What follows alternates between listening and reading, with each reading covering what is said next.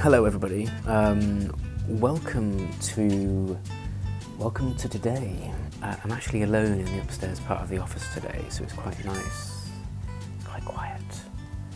So yeah, the purpose of this video today is to share with you my experiences when it comes to commuting to work and dealing with the stress and the anger and all the other horrible emotions that you kind of discover within yourself when you're trapped in the traffic. And maybe it doesn't affect you, maybe it doesn't bother you, but I think I recently went to a conference in Lincoln where I am, and one of the workshops we did, it was all about mental health, specifically men's mental health, and one of the workshops we did was about anger, not anger management, but just kind of exploring what anger is and why we get angry about things. And the hot topic about it was traffic, dealing with the traffic. Obviously I live in a city called Lincoln, which is a really nice picturesque kind of city, but it's got the most awful traffic system in the world. Well, I think it's in the top 3 or 5 cities in the UK as voted as having the worst traffic system. It seemed to be a pretty hot topic, and I've had to deal with not so much road rage, but certainly misplaced anger and frustration, and it really has in the past got the better of me. So, I mean, at the moment I actually ride my motorbike to work now. That has had a massive impact on me and my kind of, arriving to work, feeling more myself. But up and before then, I was driving to work in the car. I remember driving too fast. I was driving kind of beyond my comfort zone. And I was late for work. And, we all get late for work, and which is annoying because I'm quite a punctual person. I'm quite, a stickler for being on time. And I was really upset in my head about what my colleagues would think of me and be making judgments about me coming into work late. Which is funny because, they're my work colleagues, and generally their kind of personal opinion shouldn't really have a bearing on who you are, but I was late for work. I was driving aggressively. That's probably the best word to describe. I was driving aggressively. And you have it in your head, you're driving along, you don't take into consideration the danger that you're putting yourself in, let alone other people. So yeah, that's what I kind of remember is the feeling of not caring about what was going to happen to me, or my car or anybody else. The panic of being thought negatively of, being thought badly of by my work colleagues was making me drive in that way. Now, I'm very fortunate to work in a very good company that looks after its employees. And I know that all I had to do was pick up the phone or stop and message my boss, my senior managers, and just let them know I was going to be late. But logic kind of flies out the window when you're in that kind of position, and you just think, I must drive faster, I must get there quicker. When I think about that, I just feel so I can't believe really I was driving in that manner. No, nothing happened, I've not caused any accidents. I was very fortunate to do that, but it's a place that I don't want to ever go again, and it's happened a couple of times. I will admit it has happened a couple of times. I ran into the office late, and I knew that my work colleagues would have seen me coming into the office, and I ran into the bathroom, locked the door, and I kind of knelt down on the floor and kind of started sobbing. It was a right mess. I was a right emotional mess. And then after a while, I started to go into self-sabotage mode. I'm working through therapy at the moment, and this is one of the things that I've realised I do a lot, is I self-sabotage because apparently I don't value myself or my value, my opinion, or just things I have. It's a problem I'm kind of dealing with, and so I was in the bathroom, and I kind of remained in the bathroom, and I knew very well that my colleagues would probably be thinking about me, and it wasn't for attention or anything. It's just like something inside me said, well, you've made this situation bad, I'm now going to make it worse for you. I went upstairs to my part of the office where I am here, and I went into the boardroom and shut the door. And I don't know what to think really. I was just a bit of an emotional mess. And eventually my senior managers came up, and they were really, they kind of tippy-toed into the boardroom and asked if I was okay. And obviously you kind of play it down, yeah, I'm okay, I'm fine.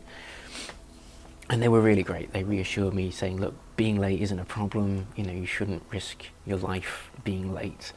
And at the time, you hear those words and everyone always says to you, it's better late than never, it doesn't really matter, it's not important. But for me at that moment it was just, it's ridiculous really.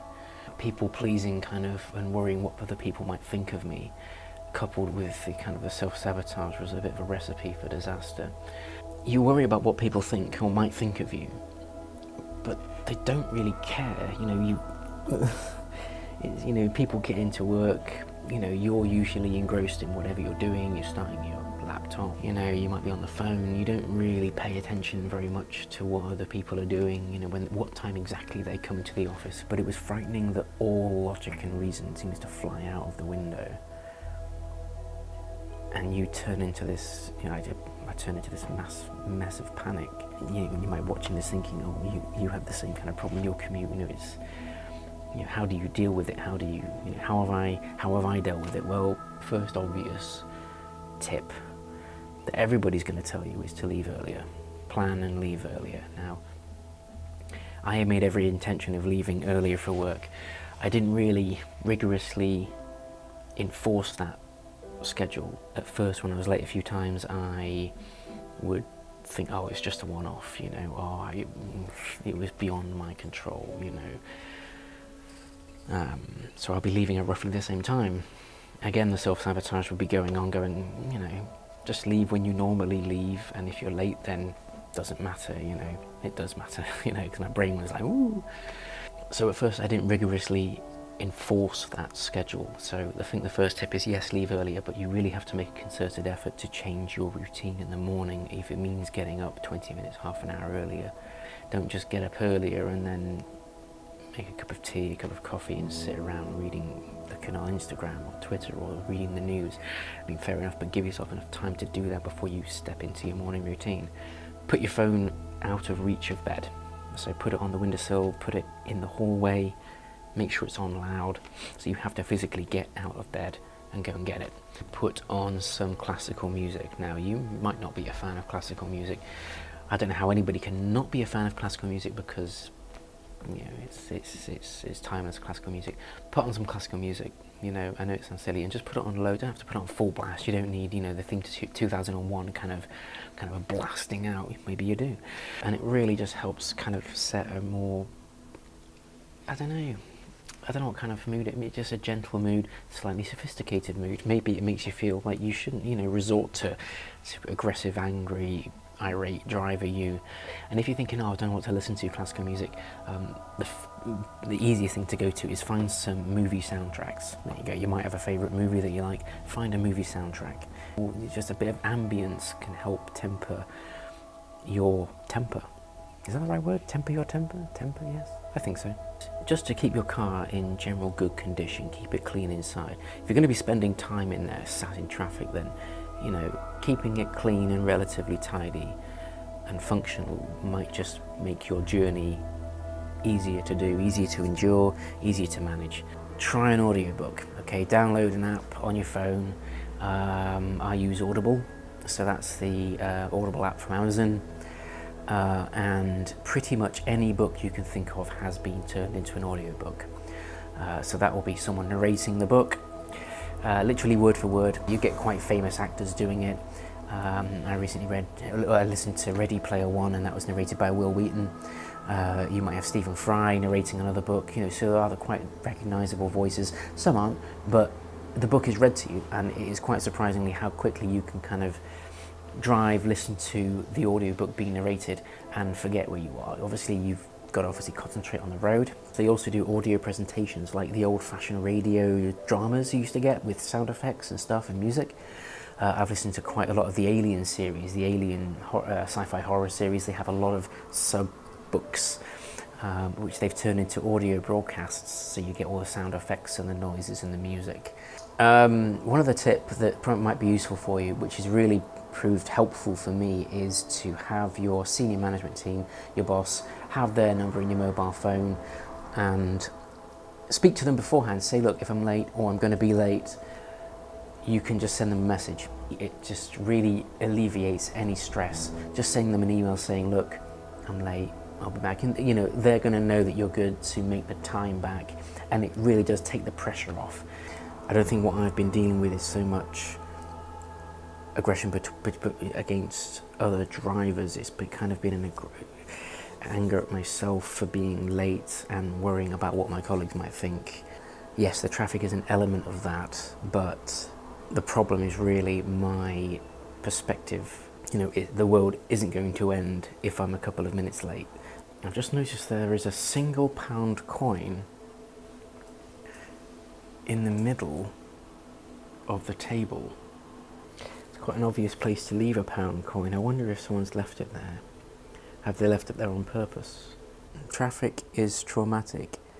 Because I try to see the best in people, you know, and I really am trying to make a concerted effort not to judge people. It is really hard not to judge people because it's part of, it's part of our makeup, really. We have to make judgments about people in order to, create various labels, and you can kind of understand and make an immediate understanding of that person or people. So it's very hard not to judge, but I'm trying not to do it in a negative way. But when you're in traffic, people just seem to, you don't see the people, do you? You don't see anybody there, you just see this car. If I see someone rushing in traffic, you immediately think, oh, that guy's an idiot, or that person's an idiot. But who's to say that person isn't rushing to the hospital for a family emergency? So what I'm trying to do is, another tip that you could try when you're driving, I know it's going to be difficult, but try and see the person in the car. But then again, it's very hard because we're all looking out for ourselves when we're driving. You have to be defensive when you drive. You can be courteous, by all means, let people in, but you have to be defensive in order to not get in an accident. Since I've been on a motorbike, it is very different, I must admit, it is very different.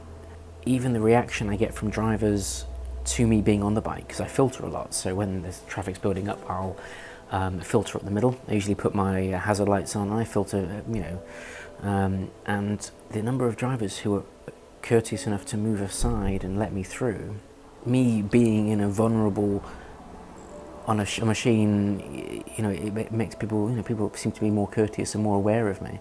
Maybe they just don't want me to bang into them, so they're moving out the way. Maybe that's it. Maybe I've got it all wrong. Touch wood. It's been a very positive change in my morning commute. But if you're not able to go onto two wheels, then certainly look at the tips I've put forward. So yeah, thanks for watching. I hope you like the content you've seen. Drive safe and ride safe.